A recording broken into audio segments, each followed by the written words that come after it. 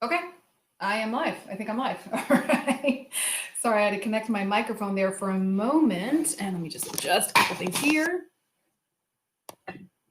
All right. Ta-da. Okay, here we go.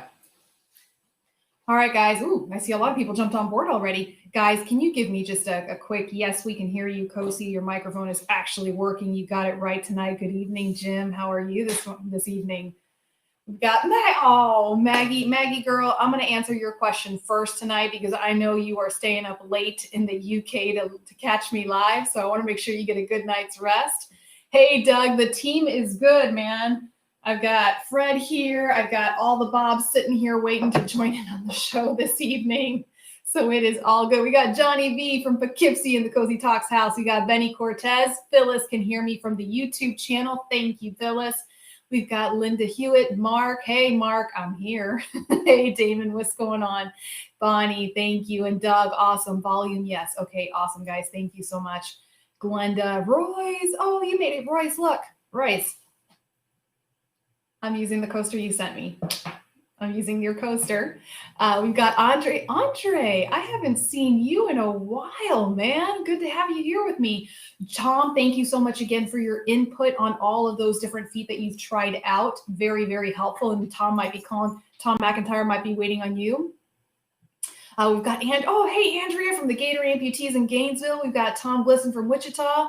Pat Glover, you can clearly from upstate New York. We've got Line up in Sugar Mountain. Girl, you got to tell me how that skiing's going.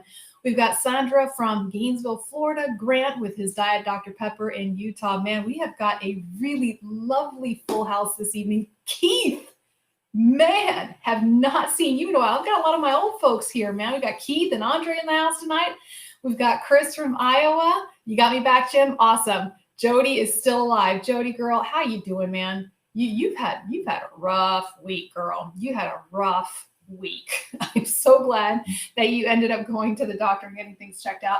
Thank you, Mark. This is actually one of my favorite jackets. Don't get to pull it out often here in Florida, but today it's cold. It's cold. This Cuban gecko here is cold. Jill, y'all, I'm gonna put Jill on the spot. Say happy birthday to Jill. It is Jill's birthday today, so happy birthday, Jill, and thank you for joining us here this evening. We've got Kevin here tonight. Thank you for joining, guys. We've got a nice full house, so I am going to go ahead and jump in and get started. We've got Angela on board from Roan Mountain, Tennessee, drinking a DMD. Awesome. So for those of you joining me for the first time this evening, welcome. My name is Kosi Belloso. I'm a physical therapist, amputee specialist here in Tampa, Florida. I've been a PT for 18 years. And I have a private clinic here in Tampa that is exclusively for working with amputees and teaching them how to get ready to use their prosthesis, how to walk, and even how to run with those prosthetic devices. So we're going to go ahead and get started tonight. We had all those birthday wishes coming in for Jill. Thank you, guys. You'll trade me the weather, Chris? Happily. Here we go. All right, guys. So this week, I'm telling you, either was a full moon out or there was something in the water, but I kept getting questions from you all as viewers and patients in my clinic about the world of microprocessor feet and ankle systems. So it's been a real learning curve for me this week because there's, as you guys know, there's so many options out there on the market nowadays that it's kind of hard to keep track of everything that's going on. So one of the questions that came in that kind of sparked all of this, and I'll read this question out to you, was emailed to me. And this individual asked, I would like a microprocessor ankle so I can walk on inclines, as simple as walking up my street and back home. I'm 68 years old and I need to walk in my yard and garden. I need to go to the next step of my amp life. Oser has Proprio foot.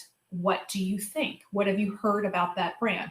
Guys, Oser is a huge global brand, very well respected brand and manufacturer, and certainly has a very wide number of really fantastic products. I mean, everything from liners to feet to knees, and even outside of amputee world, there's a lot of medical devices out there that Oser provides. So as a brand name as a whole, 2 thumbs up. And we're very fortunate now in amputee world to have so many good companies like Oser. We have Ottobock, we have College Park, we have Blatchford, we have Freedom Innovations, we have Proteer, and we have all of these. And I'm just naming a few, and I know I'm leaving out so many companies, okay? But there's so much to choose from. And with all the new technology coming out, it's really hard to differentiate, okay, what's going to work best for you. And as I was looking into this particular answer, and I had 2 patients in my clinic this week, actually, who are potential candidates for a microprocessor foot ankle system. And I had 2 more viewers chime in as well. It was kind of hard figuring out, okay, how do I answer this question? Because there's so much out there. And also there's a lot of misconceptions about microprocessor systems in general. And it happens with knees. And now we're starting to see it with the feet. And this is a mistake I made myself this week. I was under the assumption that a lot of these microprocessor systems were hydraulic units, and some of them are, and those are the ones that I happen to be more familiar with myself. But there are microprocessor systems out there that are not hydraulic, okay? And the Proprio is one of those systems.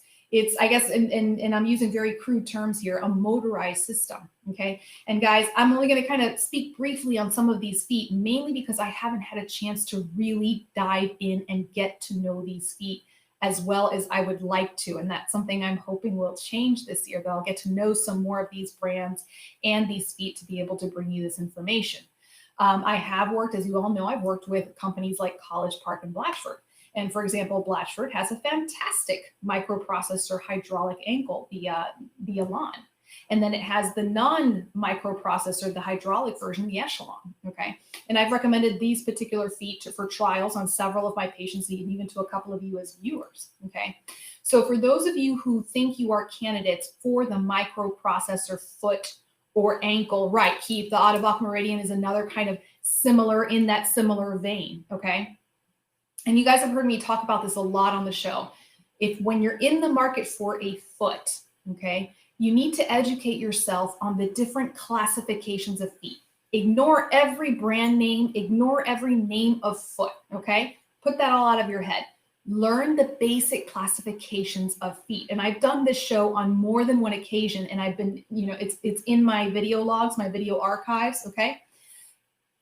The different classifications of feet, starting with the satch foot, okay? Then going to the single access foot, then going to the multi-axial foot, dynamic response foot, hydraulic foot, okay? Then we have running blades. And then there's something I like to call the hybrid foot, where it puts in a little bit of everything in there, okay? Learning the different classifications and learning what these classifications mean in terms of your functional mobility, okay? And it's kind of asking yourself, what do I need to accomplish in my life and in my hobbies and in my requirements for work? And where does that put me in the classification? And I'm not referring to K levels. I'm referring to what is the foot that's going to function best for you in your life, okay? Someone who, and I use this example a lot, someone who is a contractor, okay? Up and down a lot of uneven terrain, okay? Hydraulic ankle might be something that pops into my mind, okay? Someone who's very dynamic, someone who's very active and likes a little bit more spring in their step might want a dynamic response or an energy store and return foot, okay? And then there are people who just like having a little bit more mobility in their foot and in their ankle. So multi-axial might be more appropriate. And then again, you have the technology where you have a little bit of this and a little bit of that. But guys, start with learning the classifications, okay? And then have a very honest conversation with yourself and with your prosthetist. A lot of times we get starry-eyed when we see all this amazing technology that's out there, but it may not necessarily mean that that is what's right for you. And the particular prosthetist, I had a big conversation, I had almost 2-hour conversation today with this really great prosthetist. And he said it the same way. He goes, sometimes I would have a patient come into my clinic and they really want the Corvette, but what would work best for them is the pickup truck, where they can put all of the things that they need to carry and put their family in there, but they really want the Corvette. And they get the Corvette and then they don't realize why they're not able to function in their daily life, right? Very crude analogy, but it works, okay? So once you learn all these different classifications, so let's say you have a conversation with your prosthetist, and hopefully your physical therapist, guys, is a part of this conversation as well. There's a lot of input that we can give as physical therapists in terms of your functional mobility and what your needs will be, that we can help make some of these decisions, okay? And let's just say, okay, you are a candidate for a hydraulic ankle, okay? At that point, that's when I would tell you, go to the different companies and find out what is their hydraulic ankle system, and then compare across the board that way. Now, is the hydraulic ankle going to be the same in Freedom Innovations as it is with College Park, as it is with Autobach, as it is with Oster, as it is with Blatchford? No, they're all going to be a little bit different. So you're not comparing apples to apples, but you're still comparing fruit. I'm throwing out some strange analogies tonight, guys. I know this, okay? And then that's the point. And this is something that I've learned a lot about this year in working with these different sponsor companies, is just how good they are about offering free trials with their feet, okay? Offering trials with their feet, guys. And this is something that I highly encourage that you take advantage of, and that you bring this to your prosthetist and really let them know, hey, we can trial out a couple of different feet to see what's going to work best. Okay. Now, in this conversation, oh, Matthew, I just saw your name. Dude. Okay, Matthew, I might pick your brain just a little bit tonight if you don't mind helping me out answer some questions with regards to Freedom products. Is that okay, Matthew? Can I pick on you a little bit tonight? So guys, where was I? And I just brain farted onto where I was. I just got so distracted with this. Okay, so all right, guys. So you're in the market for a new foot, okay? And that's what it was. So in this conversation I was having with this prosthetist, we were talking about literature. We were talking about different studies and how manufacturers will put out studies about their foot, and they might put out studies comparing it with other feet, and et cetera, et cetera, et cetera. And, you know, there was an even discussion between us about the hydraulic ankle. You know, does it in fact does it provide relief to the sound side? Okay, we were having discussions about this. And we can go around circles and circles and circles and circles with all these different studies. But ultimately, what it comes down to is, how does it feel on you? Right? My job as a PT, job as the prosthetist, is to read all of this literature, right? And give you guys options. Okay? And say, okay, you fall into this classification. These are the different feet that fall into this classification. Okay? Now you need to try these feet and see what feels best, okay? You're the one, and I'm stealing this line from the person I spoke to today, you're the one who has to wake up with that foot the next morning, okay? So I can throw all the literature I can at you about why this foot is better than this foot and why this foot is more efficient and more energy saving, but then you have to take that information and then just try the feet, okay? And guys, this is something that, oh yes, now it's with Proteor. That's right. Freedom Innovations has been divested, I think, partially with Matthew, please correct me if I'm wrong. Partially with Autobach and partially with Proteor. I think the products are still available, but they're available between both companies, if I'm not mistaken. And guys, this is the part where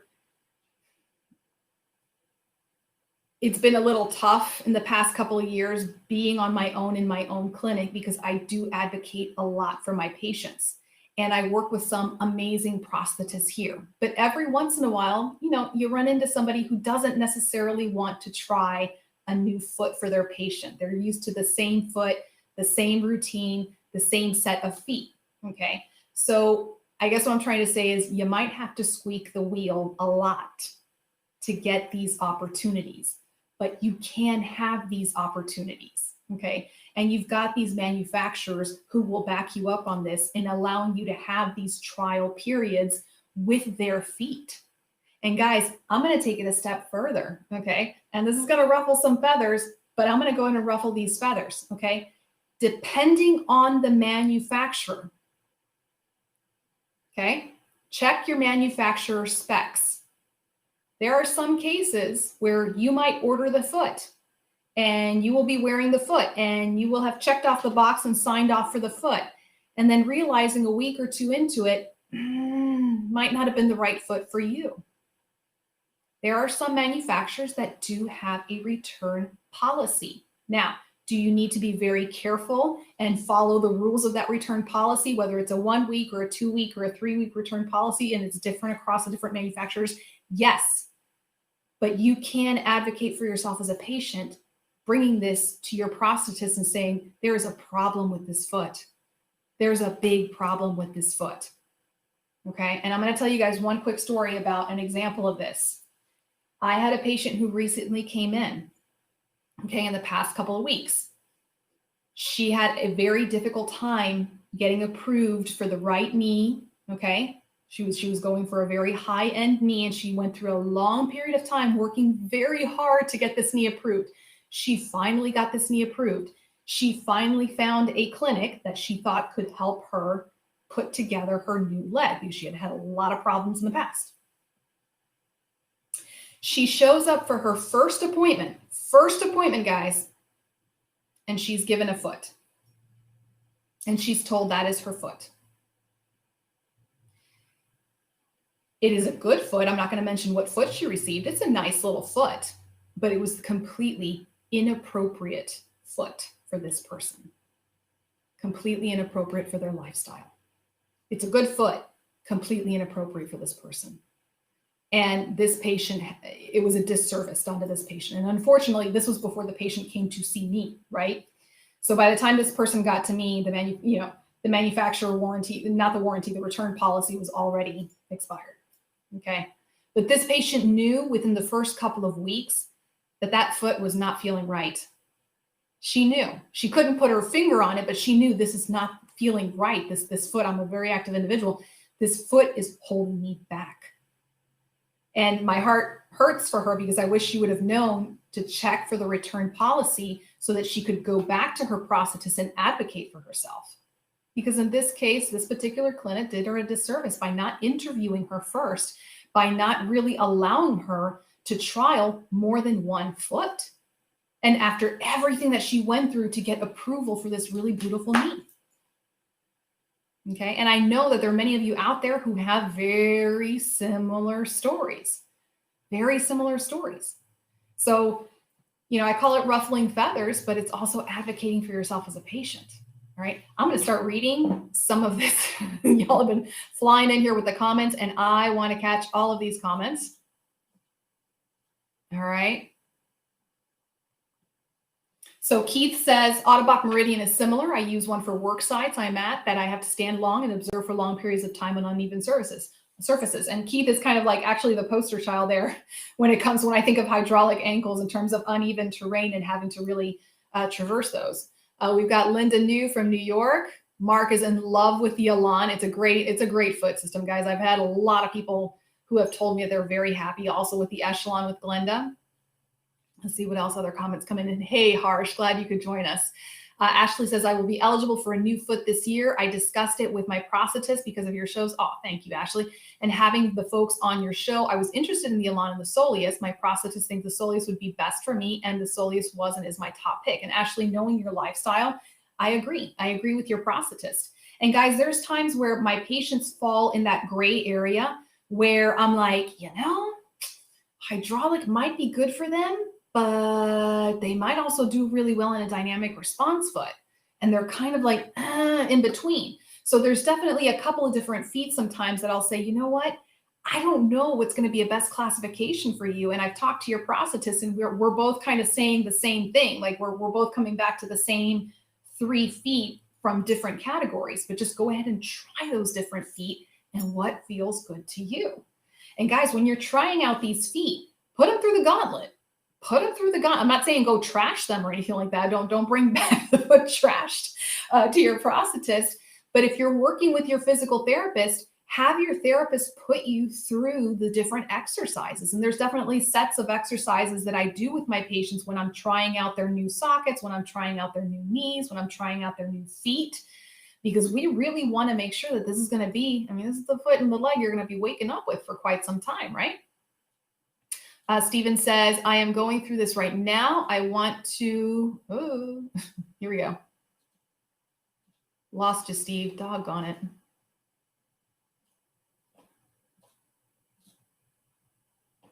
Okay. Stephen says, I'm going through this now. I want to go slow and get this right. I look forward to a multifaceted leg. And guys, it's a lot of components. You're having to pick out sockets. You're having to pick out, in some cases, from my above the knee, you're picking out a knee joint, and you're picking out a foot and ankle joint. It's a lot of little details. Oh yeah. And let's throw in suspension systems and liners. Did I get everything there? Okay. So it's a lot. And in some cases, people are in a hurry because they just want to get a leg and get working and get back to their life. Okay. But, decision made in haste, right? And then you have to wait for the insurance to want to cover it again.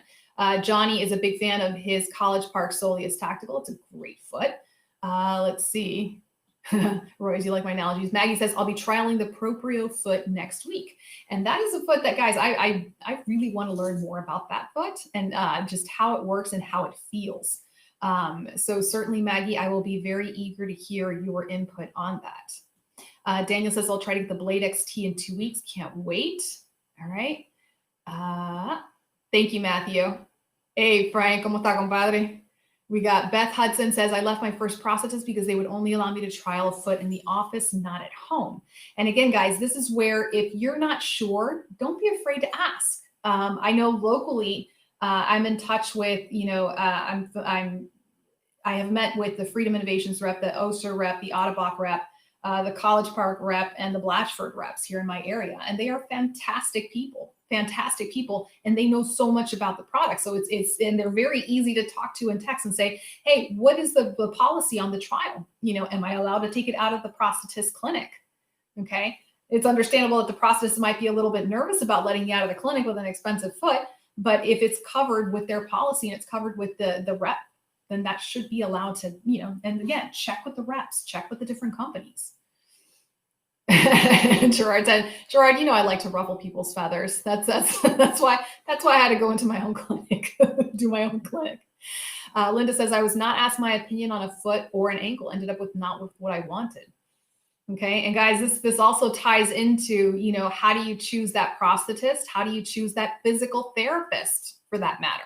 Okay. And how do you choose those clinicians? And the big thing is, are they listening to you? Are they asking you about what you want to do in your life? Okay. Are they asking you about your goals? Okay. Stephen, it is frustrating and not knowing what to ask and where to begin. And guys, if you go, this is something I'm hoping to kind of organize a little bit better on my YouTube channel to make it just a little more easily accessible for you. But if you go back to my videos from January and February of 2020, before all the real stuff hit the fan last year, I did one of those shows on the different classifications of prosthetic feet. And it was a show done with Blatchford. Okay. And I went through all the basic classifications of feet. I also did that same show with College Park in January of 2019. Now, the reason why I like doing it with the different companies is I go through all the different kinds of classifications of feet because it's always nice to review them. And then I let you know, okay, this is this company's answer to the single access. This company's answer to the multi-axial foot, the dynamic response foot. So you can start kind of getting an idea, okay? And then you can ask your prosthetist, okay, well, College Park has the soleus. What is Blatchford's correlation to the soleus? Or what is Oster's correlation to the soleus? Or what is Otterbach's correlation or Freedom's correlation? What are the different, across the board? And that's how you can kind of start puzzling this out. And honestly, Stephen, it's not about even the question. If you don't know what to ask, here's what you need to tell your prosthetist. This is what I want to be able to do with my foot. Okay. This is what I do throughout my day. Guys, one of the reps that I was speaking to today from one of the companies, one of the larger companies, and they said that they do a study where they went into the patient homes to find out what the patient did throughout the entire day. It was a fantastic study. And it was a study to see what does this person do from the moment they wake up until the moment they go back to sleep again. And how can the technology help them with this? Okay, so you can bring this to your prosthetist. You should be bringing this. If you don't know what to ask, this is what you can tell them. This is what I do during my day. This is what I do during work. This is what my hobbies are. Okay, and go from there. And again, Rhonda, if they didn't have your particular size, this is where it's nice. And Rhonda, it sounds like you've done a lot of your good research in figuring out, okay, if this particular company doesn't have the size I need, okay, what is the equivalent across the board? What's another company that will have a similar product that I can compare to? Yeah, and Megan, guys, For you not to have a choice, the longer I'm in practice as a physical therapist, the more I have a problem when I hear that. when I hear that someone didn't get a choice at all in choosing their foot, even if it was their first foot and they knew nothing about prosthetic devices, I have a problem with that. If you're a first time amputee getting your first leg, your first foot, at the very least, okay, you should be told by your prosthetist, these are a couple of different feet that could work for you. Or, for example, the current patient that I have, that he's at the very, very, very beginner stage. We went ahead and fit him with a good beginner foot that we knew was going to work for him. And then we explained to him, the prosthetist, we worked together and we said, you know what? You're going to outgrow this foot, but for now, this is where we're starting you. And as therapy continues and as we see where you progress, that's going to give us a good idea as to what foot is going to work for you. Okay. And at that point, we will be able to give him a couple of options. Okay. And Daniel says, I'm a very lucky person that I have different feet and sockets to use for different purposes and activities. And Daniel, that is a very normal thing. And it should be expected. In our daily lives, we have just different shoes we wear, right? We have shoes that we wear to church, shoes that we wear to work, shoes that we'll wear to the gym. And we change those in and out, and we change the clothes that we wear as appropriate to the activity that we're in. So for people who use prosthetic devices, it should be expected. And unfortunately, insurances don't always agree with us with that. But yes, it's even across for one person, one foot may not necessarily work for all the different activities that they do.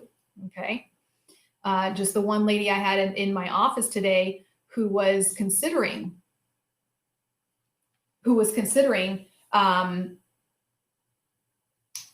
a microprocessor ankle herself. She's a very, very active individual. Okay. And realizing that, and I explained this to her, I was like, the microprocessor ankle that you're looking at is a fantastic ankle, but you have to keep in mind that for your higher end activities that you do, and she's an extremely active individual, extremely active, this foot may not be able to keep up with you. So you might want to think about a couple of different options if you want to stick with one foot, or that you're going to have a separate leg made for these particular activities that you do. Okay. And that's another thing to kind of also keep in the back of your mind. Okay. Oh, thank you, Stephen. I appreciate that. Mark has an Oser foot. Are they good feet? Absolutely. Absolutely. And guys, it's very rare that I come across a foot that I say, ugh, that's a crap foot. It's very, very rare that I come across a foot. What often happens is I'll see a foot and I'll say, okay, this foot is going to work wonderful for this individual, but not necessarily this individual. Okay. And I do take into account, that's kind of another reason why I love this show, is because I'm getting to hear so much more feedback from all of you. And I take that feedback into account. I say, okay, here's this hot new foot out on the market. Here's the literature that supports it. What are the people saying about it? And then the people that are saying good things about it, okay, what are their demographics? What are their lifestyles like? What is it about them that made it very compatible to use this foot? And then the people who might have something negative to say about a particular foot, okay, from whatever brand or company, I'll say, okay, was it because the foot wasn't a good fit for this individual because of their lifestyle, or because of perhaps their fitness level, and maybe they just didn't have the mobility that was appropriate for this foot? Or is it in fact a lousy foot? And more often than not, what I find, guys, when someone says, ugh, I don't like this foot, it's because it just wasn't a good fit for them. Does that make sense, guys? Okay. When I hear every once in a while I hear a prophet, oh, this foot is garbage, or this foot doesn't, I take it with a little bit of grain of salt, and I just try to do a little more research and say, okay, what about the foot don't you like? Okay. And is it because you don't like it for a particular set of your patients? Make sense?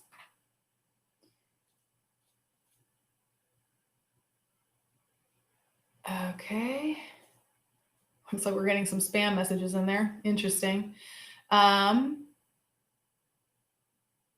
Exactly, Daniel. And thank you for saying that. You've had issues that others have not. And the brand is like comparing Chevrolet and Ford. They both have advantages and disadvantages depending on the intended use. Okay.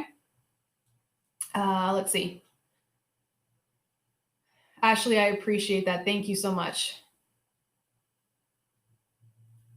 Yes, and Jim, definitely also good to discuss build heights and possible limitations. And that's Jim, that is definitely where I am so leaning on my prosthetists, especially the prosthetists that I work with, and we make decisions together on what would be best for a patient. Where a prosthetist will give me a call and say, "Hey, this patient is up for a new foot. You've been working with this particular individual. What are your thoughts on their mobility? What do you think they can handle, et cetera, et cetera, et cetera?" I'll say, "Well, I really like this foot, and this foot." And then the prosthetist we can have a conversation, and they'll tell me, "Sorry, that build height is not going to qualify for this person," and get into a little bit more of the weeds and the details. Okay. But that's why it's called a continuing and rolling conversation with that. But Jim, yes, very good point. I know, and I completely am not in favor of that, Johnny. He says activity legs have become a not for medical necessity cop out by insurance companies for too long. And to me, it's a disservice because I'm like, if you can give this individual, let's just talk a running leg, okay? And that running leg is going to allow this individual to run on a regular basis and maintain their fitness and maintain their health. Well, then that means they're going to have to go to the doctor less, and they're going to have to use their insurance a whole lot less. But, what do I know? Let's see. All right, guys, I am trying to get through. Thank you, Matthew, for bringing that up. Matthew says, foot issues can be the result of alignment and category selection as well, and also shoe type. Completely agree, Matthew. Completely agree. One lady that came in, a new console for me this week, and she had on a decent foot. She was complaining about the foot's not working. But when you looked at her alignment, her foot was completely set out to the side. The alignment was completely off. Okay. And for me, I was more focused on that alignment and going, what the heck happened here? Versus the actual foot itself. And that was one of the things I said, the first thing you need to address is get this alignment taken care of. And then you can decide whether this foot really works for you or not to mention all the balance issues that you're having right now. We can't even begin to address that if the alignment is not correct. And guys, that does happen sometimes. It does happen sometimes. Sometimes the alignment will not be done correctly. There was one example of a mechanical knee in the conversation I had today with a prosthetist, where they said there's a particular knee, a mechanical knee, that sometimes will be aligned incorrectly because perhaps the instructions were not read properly. Okay. And this can cause problems with patients falling, and they blame the knee, and it's not the knee, it's the alignment. Okay. Again, good prosthetist, worth their weight in gold. Improperly fitting sockets. Oh, don't get me started on that, Lynn. Don't even get me started on that.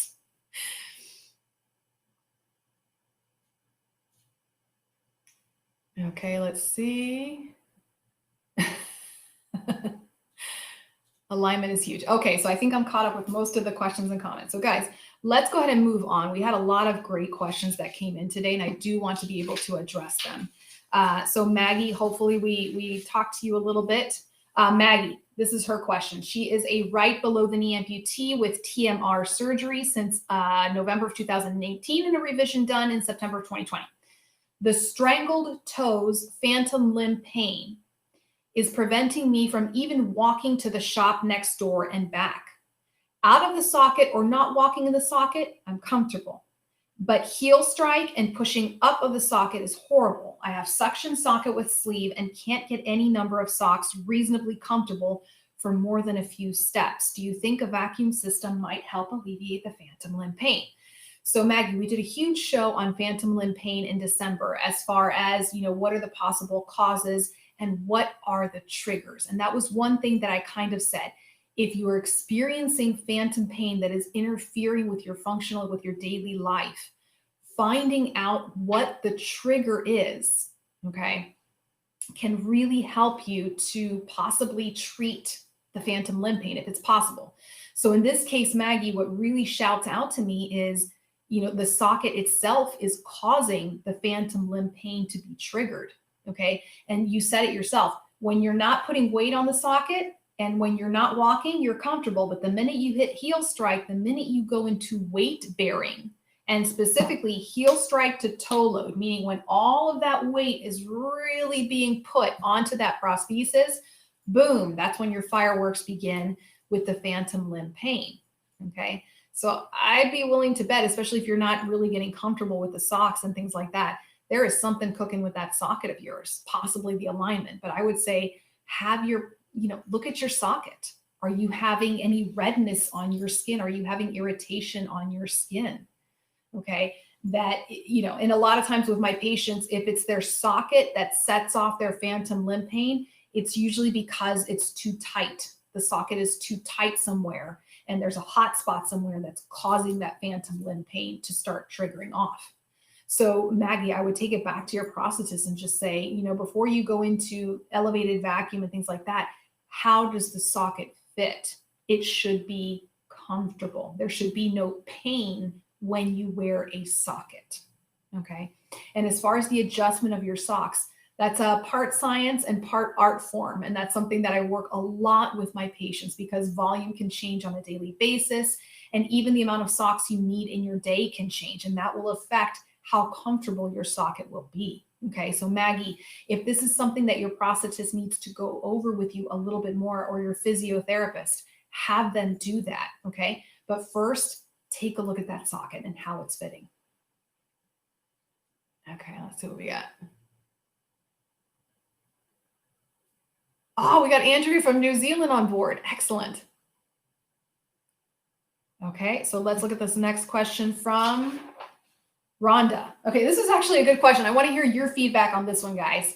Rhonda asked, do any of you use a shower leg when traveling or on vacation? I use a shower bench currently. What do you use at the beach? And this is something we've covered a couple of times, and I always love hearing about what are the different hacks that you guys have for when you're traveling. Recently, I've been working on big old top secret project. Y'all even hear me talk about a little bit here and there. And I flew in a couple of amputee models, and one of them stayed with me at my home, and she's an above the knee amputee. And, because I'm a physical therapist, thankfully I have this equipment already. So I had crutches available for her, and also a decent shower chair. And the way my bathroom is set up, it's relatively amputee friendly for her to use. But it definitely reminded me, it's a challenge to travel, because she was saying she was carrying, she was obviously wearing her leg on the plane, but then she was carrying her running blade with her, which is, pretty kind of bulky to carry around. And she would have had to carry with her crutches for whatever shower she was in. And, that, so it's like, wow, it's a lot of things to consider.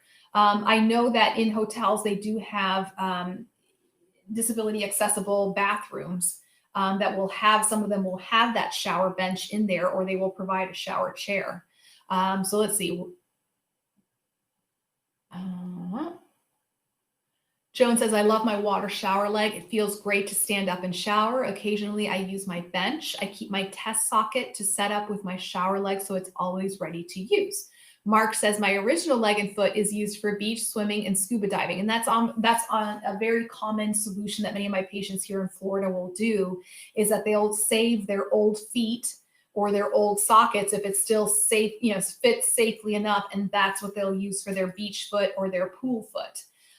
For the shower, guys, I gotta admit, for skincare and purposes of skin hygiene, I typically recommend patients that they, go in the shower without their leg, mainly so that they can really get a good cleansing of the residual limb.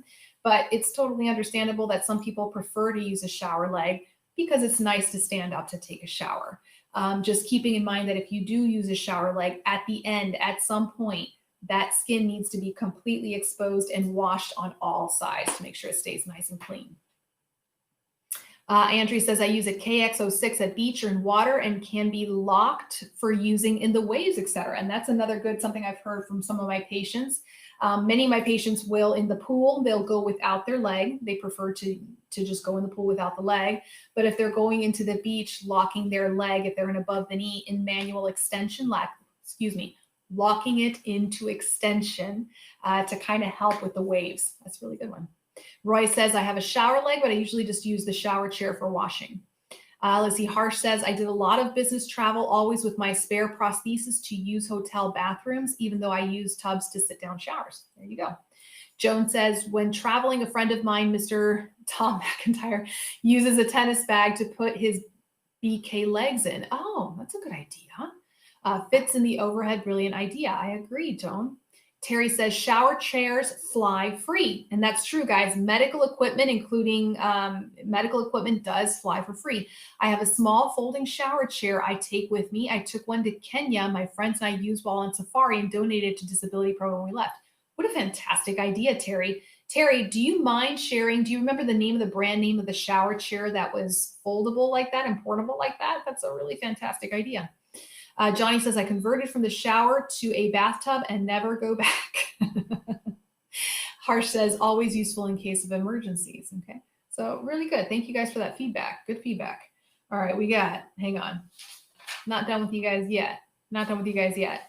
All right, we got Ernesto. Ernesto asks, I am a BK and was wondering how I can get your opinion on how to prevent my skin on my knee from getting irritated and causing it to break my skin. Okay, so whenever I see irritation, skin irritation on my below the knee amputees right on their knee, there's a couple of different things I might be thinking about. Number one, where are they sitting in the socket?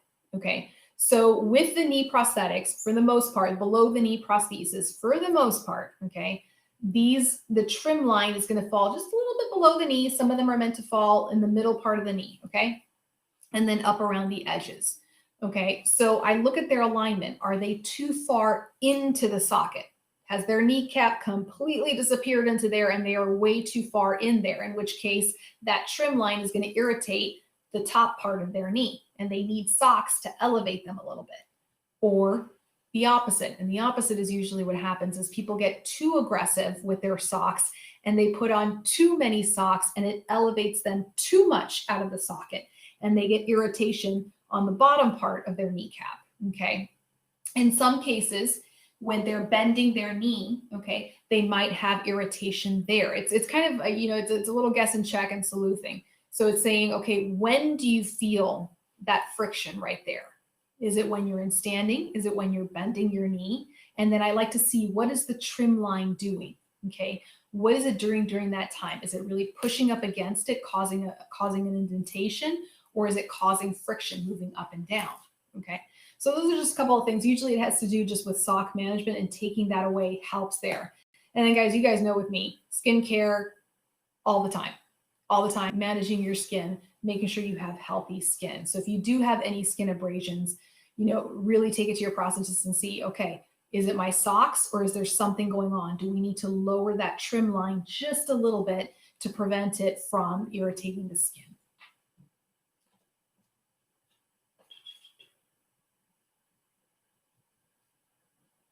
Terry said the folding shower chair was ordered online, approximately $35. It's very reasonable for a medical device. Allison says, any tips for traveling with multiple carry-on bags? One is full of my spare leg, the other is my clothes. Moving them and crutches through the airport can be a lot. Guys, I am open to suggestions on this one. I myself am not an amputee. The only way I can kind of sort of relate is when I was traveling, I would travel by myself and I would have a baby in a baby carrier and I'd have a toddler in the other hand and 3 suitcases and another kid, because I have 4 kids, guys. I'm one of those crazy people. I have 4 kids. So basically my hands were completely tied up and just trying to figure out how am I going to get my bags from one point of the airport to the other without losing a child and hopefully without losing any baggage. And that could be very challenging. So does anybody have any kind of travel tips here for Allison? Allison, one of the things I can think of is calling ahead of time. When it comes to the airport, guys, especially nowadays with everything being topsy-turvy, I think the more advanced notice that you can give an airport that you will be there and you will need their assistance, I think that's the best way to handle it, Allison, and just saying, you know what, I need the help. So Allison, whether it means that they provide you with a wheelchair escort and then they have somebody who is pushing your bags in a cart, do it. It's worth the peace of mind, honestly. And thinking back to my early days like I said, the only way I can relate is my young mother days where I had multiple babies and by myself and making sure nobody's stealing my baggage and kids and, I wish I would have just asked the airlines for help in that regard. That's what they're there for, and giving them advance notice. And that also applies for when you're going through security in an airport. Some people have absolutely no problem. They zip through the airport security, and other people have had, quite some terrible stories about that. But calling ahead of time, I think just and making that arrangement for yourself is worth it. Royce, are you laughing at me? Because you got 4 kids yourself, so the craziness. Joan says most airlines will not charge you for a check-in baggage if you have medical equipment with it. Yeah. Pat says, I use a Legworks knee for the beach. It's okay to get salt water in it. Good for surf casting. Just make sure to rinse it afterwards. Absolutely. Also, Side Sticks beach tips to help for stability on long sand walks and prosthetic. Don't take suction sock and shower. No.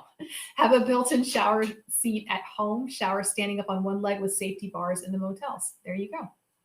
All right, guys, there's one more question for tonight. And Joan, this one's yours. And Joan, I was so excited. It's been a long time since I've had a running question. So I was just like, cheers. All right. All right. Excuse me. So Joan asks, I want to run a 5K race. How do I begin? Fitness level lately is couch potato.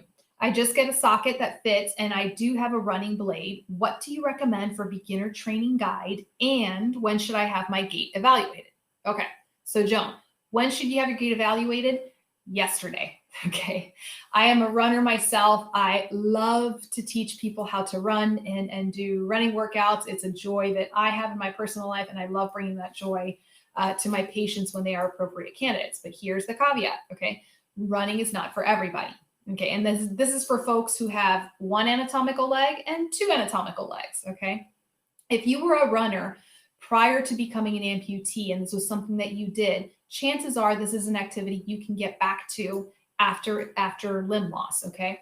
But that being said, you need to have the right education, the right leg, okay, and the right support for this. So having the right leg, certainly the beginning, but also having a physical therapist teach you how to run, or if this is something you've already tried doing on your own, evaluating your running gait cycle, okay, can be very, very valuable. Okay. If there's a lot of things that can happen in a normal walking cycle that need to be tweaked and taken care of, more so in the running gait cycle. It's a completely different gait cycle than the walking cycle, and everything that goes on there, it's different. It's different, which means different things can go wrong and different things can be injured if they're not addressed properly. Now, in times of COVID, it's really tough to get sometimes to these clinics, and that's understandable. So Joan, if you're not able to get to a physical therapist who can evaluate your running gait pattern, but you want to get started, start with the walking program. It's just that simple. And there's so many programs out there from and they're called couch potato to marathon running programs. That's actually when I trained for my first 15K, I used the couch to 15K running program. Okay. It's a good program to teach you how to do the incremental levels. But Joan, in your case, if this is where you're starting, then start off with a walking program. Okay. And when you're doing the walking program, okay, you might want to try it first with your regular walking foot. Sometimes when you do extended walking in these running blades, it can be a little bit uncomfortable. Okay. So try both. Okay. And just start there. And then yes, find yourself a physical therapist who can evaluate your running gait pattern. Okay. All right. Couch potato to walking. Actually, Joan, it's a guy called Hal Higdon. He's kind of an old running guru from in the runners circles. He's been around. I think he's 80 or 85 years old, and he's been running marathons. He was kind of like the guru of running marathons, and he's written several books and really good solid training programs. Like I said, I used his training program when I did my first 15K, and I'm using it now to prepare for a race that I'm doing hopefully in May. But a lot of these is just incrementally adding the distance to yourself, and also the strengthening, guys. If running is something, and we could do, golly, so many shows on this.